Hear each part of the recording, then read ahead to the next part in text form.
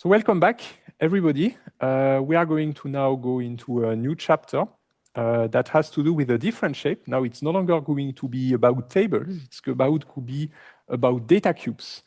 So I'm going to give you a bit of history of the motivation and then we'll start diving into it. But I have good news for you. We can implement cubes on top of tables, which is actually a good exercise. I will explain to you how exactly. Okay, so here's the thing.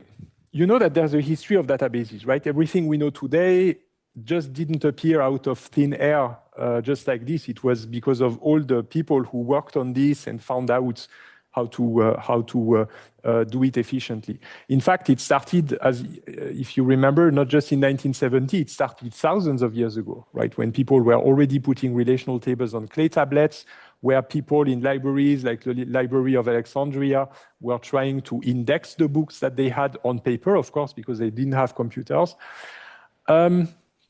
So basically, in the recent decades, you could consider that the period from the 1970s to the 2000s, that was the period of the classical relational database management systems, right? It's the invention of the idea of data independence. Then you have the relational model, the relational algebra, the SQL language.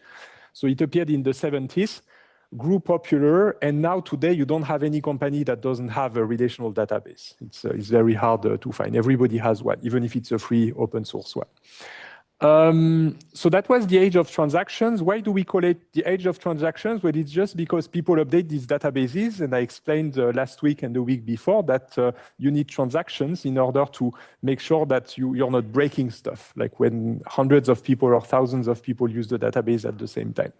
But basically, we are looking in the age of transactions at a period in which people keep modifying the tables, right? The table has a life and people keep modifying it. That's what we call the table universe, right? When we are talking about the normal forms. So the table evolves. So it's the age of transactions. In the middle of the 1990s, there was a little revolution that happened because there was new use cases, because the computers became fast enough and we had enough data that a lot of companies started to want to analyze that data in order to get insights. And what I mean here, it's typically the C-level management. CEO, CTO, CFO, they want dashboards, they want to have reports based on the data of the company. A name for that is business intelligence, right? You try to understand how your company is doing by having data. Today, it's obvious because everybody talks about big data, data science, AI, and so on. So it's obvious, but back then it wasn't obvious, right? In these early days. So this is something that started in the 1990s. And what happens is that a couple of companies, startups, originally started creating products just for business intelligence. I will tell you how they look like. This was about data cubes, of course. And then in the 2000s, that's the age of big data. This is when we started to have companies like Google that try to download the entire internet and to index it. And that, of course, doesn't have the scale of just one machine. It's enormous. Then we had Twitter, Yahoo, all the social media, Facebook, Instagram, and so on. They also have data that doesn't fit on one machine anymore. And so they needed to find out how to do it on thousands of machines and on petabytes of data. But today I'm interested in what is in the middle, the business intelligence. Who has ever seen these scary abbreviations, OLTP, OLAP? Who has never seen them? Okay, I'm going to give you the intuition. So first, what they mean. OLTP means online transactional processing. OLAP means online analytical processing. It seems scary, but it's not, because the T here means transaction. OLTP, in fact, is what we've been doing since the 1970s. It's exactly what we've been doing in that course. We have a database, we update it, right? So this is OLTP. So imagine a database, OLTP, that contains the supply and inventory and customers and customer orders of a company, and it just keeps changing. That's OLTP. OLAP is new. OLAP means that you take some data, you freeze it, you don't modify it anymore, you just freeze it, and you want to analyze it for business intelligence purposes, right? So you would like, for example, to have all of the sales data of the company of the past 10 years. You freeze it, you put it in a system that is designed for that, and then you analyze it, right? So this is the idea is that in OLAP, you just analyze the data. In OLTP, you have a life. The table has a life and evolves. Okay, for whom is that here? Right? I have a few more slides to show the difference. So in OLTP, what you do is record keeping. So record keeping means the records of your customers, the records of the products you're selling, the records of your inventories, and so on, right? You just keep your records up to date and work with them. In OLAP, the goal of the data analytics that goes to the C-level of the company is decision support. They want to have insights into how the company is doing and then make decisions based on that data, right? So the goal is totally different. On the left, you're basically running your business, the everyday business. On the right, you're making your strategic decisions. Another difference is that in OLTP, you write a lot, and then I come back to the question you asked, what is writing? It's deleting records, it's inserting records, it's updating some values in records. OLTP, you do a lot of that. If you have a web shop on the internet with people buying stuff, the database keeps changing. Whenever a customer orders something, whenever the inventory changes, the order is added, and so on. So that's OLTP. OLAP, you barely modify anything. You even don't modify anything. You just read. You just read and analyze your data. In fact, you could consider that when some people download data sets from the internet, like you connect to the Federal Office of Statistics and you download a CSV file or some JSON or XML file, and then you open a Jupyter notebook and want to analyze it with Pandas or Python, you are doing OLAP, right? You're just analyzing your data. Everybody still with me, right? So on OLTP, because it's about record keeping and writing, when you use OLTP, you're zooming in, you're looking at specific records, that specific customer, that specific product, and so on. OLAP, you're zooming out. You're looking at the whole picture of the company, nicely aggregated by year, by team, and so on. So it's a high-level view of the company. So you basically aggregate stuff and you look at the aggregated data. By aggregated, I mean group by. We love group by on the right. Okay, we still with me? Right, very good. So visually, in OLTP, you have a lot of writes and reads to very small portions of the table. This is why, by the way, we have indices, because indices are very helpful when you want to read and locate very quickly small portions of the tables. This is why we love indices. And in OLAP, we look at the entire thing. We look at the entire data, we aggregate it, we look at very large portions. We might join that. The queries can be very heavy. For this reason, in OLTP, everything is fast. You modify something, just a matter of milliseconds. You look up something, matter of milliseconds. Why? Because of the index. If you don't have the index, then of course that's going to take longer. But because you have indices, you're looking at things that are milliseconds away, less than 1 second. So it feels very interactive, OLTP.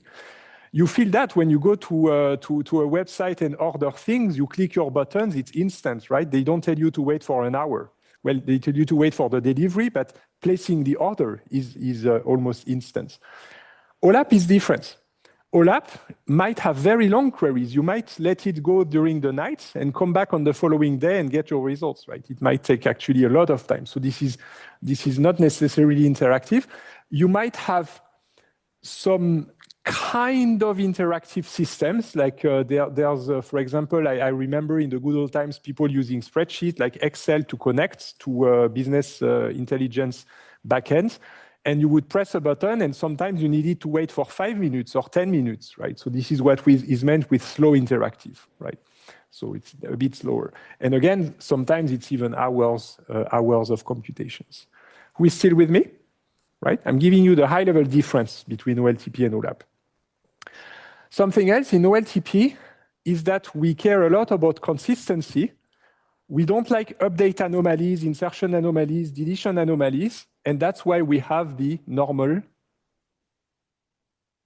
forms, right? Functional dependencies, normal forms, the Boyce code normal form, and so on. The reason we do that is precisely because it's OLTP. because we keep writing data, so we care about the normal forms and having plenty of tables. OLAP, the mindset is completely different. In OLAP, you couldn't care less about this, right? You just read the data, right? So you don't have this risk of delete anomaly, insert anomaly, and so on, right? So in OLAP, many people even join everything back to a single big table and work on that single big table, right? It's totally, that's totally fine. So you know that when we join stuff, it creates redundancy. In fact, it's because of the redundancy that we have the issues when you write. Remember where we had multiple times the phone for 800 francs and so on, right? That was redundant.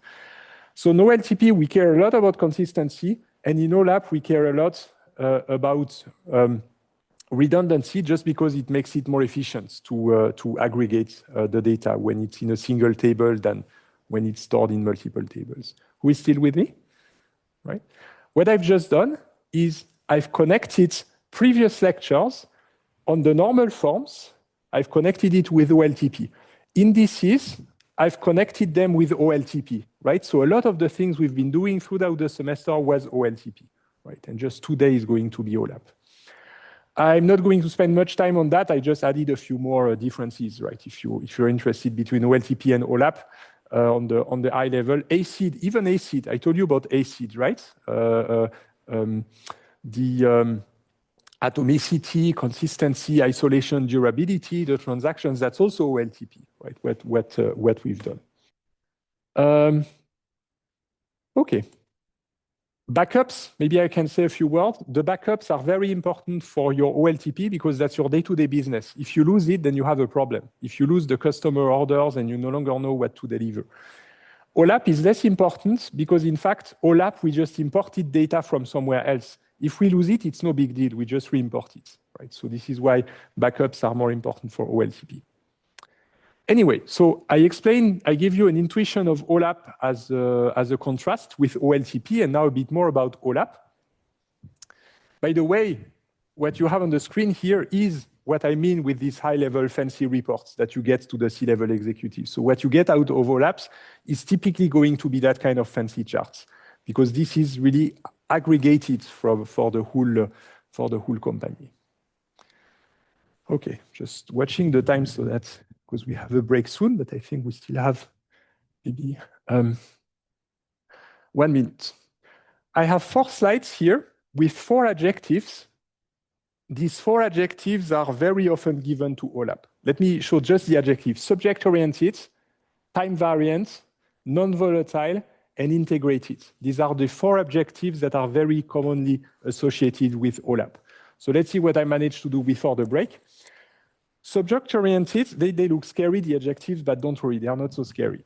Subject-oriented means that typically when you do that, when you do your business analytics, you often have a very specific use case in mind. The sales of the company, the analysis of your customers, the science, you might be at CERN looking for the Higgs boson, the census data, which is one of the oldest use cases for computers with IBM back then that was created for that kind of things. You know, the census is every 10 years in the US, you have a census of the population.